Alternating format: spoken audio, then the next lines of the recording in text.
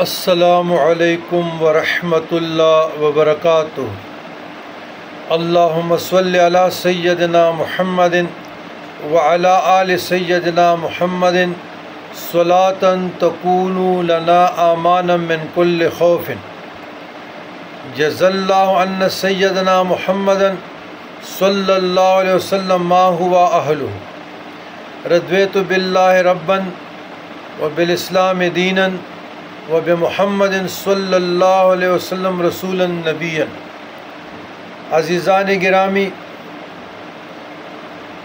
ذی الحجہ کی اس مقدس بابرکت لمحات ساعتیں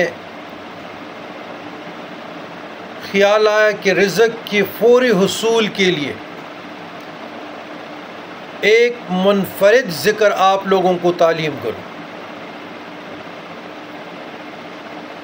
رزق کی فوری حصول کے لیے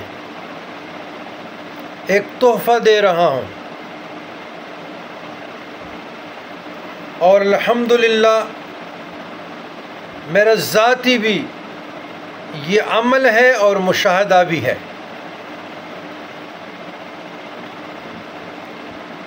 حدیث میں ہے، رسول اللہ صلی اللہ علیہ وآلہ وسلم کے پاس چند مہمان تشریف لائے تو آپ صلی اللہ علیہ وسلم نے تمام امہات المومنین رضی اللہ عنہن اجمعین کے ہاں کھانے پینے کا پیغام بھیجا، لیکن کسی کے ہاں سے کچھ بھی نہیں ملا۔ رسول اللہ صلی اللہ علیہ وسلم نے اسی وقت اللہ سے دعا کی اور فرمایا، اللہم انی اسألک من فضلک ورحمتک فإنہ لا یملکها الا انت۔ اے اللہ، بلا شبہ میں آپ سے آپ کے فضل اور آپ کی رحمت کا سوال کرتا ہوں، کیونکہ ان دونوں خزانوں کے مالک رحمت اور فضل دونوں آپ کی ملکیت ہے۔ ان دونوں خزانوں کے مالک صرف آپ ہیں۔ دعا کے فوراً بعد ایک بنی ہوئی بکری آپ علیہ الصلاۃ والسلام کی خدمت میں بطور تحفہ پیش کی گئی۔ آپ صلی اللہ علیہ وسلم نے فرمایا، ھذہ من فضل اللہ ونحن ننتظر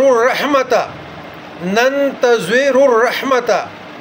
یہ تو اللہ کا فضل آیا ہے، ابھی ہم اللہ کی رحمت کا انتظار کر رہے ہیں۔ اللہ اکبر۔ فائدہ، اللہ کے بندو، محرومی کے وقت اپنے اللہ سے اس کے فضل اور اس کی رحمت کا سوال کرو، وہ یقین سے مانگنے والوں کو محروم نہیں رہنے دیتا۔ تو یہ جو حدیث ہے، رزق کی حصول کے لیے اللہ سے رحمت اور فضل مانگنے کے لیے، دونوں خزانوں کے مالک تو اللہ کی ذات ہے، نبوی نسخہ ہے، اس پہ عمل کرے۔ مختصر نسخہ ہے، لیکن انشاءاللہ العزیز آپ معلومات ہو جائیں گے۔ یہ حدیث المعجم الکبیر 10379 79، الحلیۃ 536، صحیحہ 1543، سٹیٹس صحیح ہون۔ والسلام علی من اتبع الہدی۔